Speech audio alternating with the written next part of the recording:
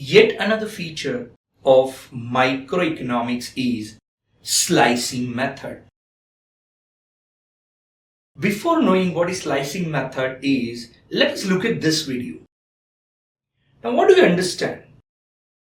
When I look into this video, the person does what? There's a complete fruit.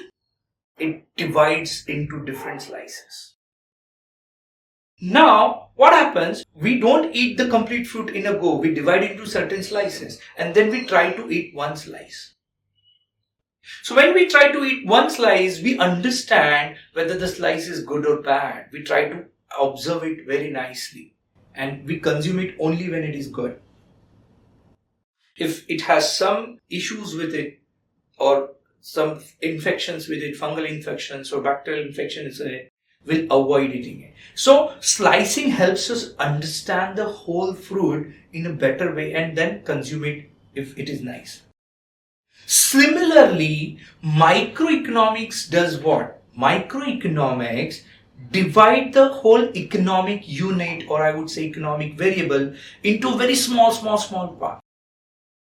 And that small part, what we do, we try to understand those each small in a greater detail. So when we understand those each part in a greater detail, it helps us understand that economic variable, economic unit in a much clearer picture. And it is easy to understand the behavior of that economic variable. Hence, microeconomics uses slicing method. It divides the whole economic unit into very small part and then understand and study it in a greater detail and make the understanding of the variable or microeconomic variable or unit very crystal clear. I'll give you one more example for this. Let's say you are giving your 12th board economics paper. So how are you going to study for this? Are you going to study the whole syllabus in a go? No. What do? You divide the whole syllabus into different chapters.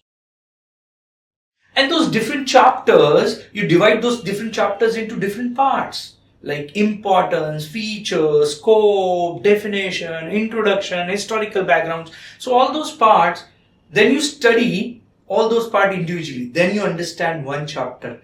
So then you go to the next chapter, and that's how you finish your syllabus. So what happens? Understanding those small points of a chapter helps us understand the whole chapter in a better way. Then all those chapters helps us understand the whole chapter in a better way. So it helps us avoid the excessive load, stress. So all those advantages are there when you divide into different small parts. The same logic is used in microeconomics to study economic variable at micro level. Hence, microeconomics uses slicing method.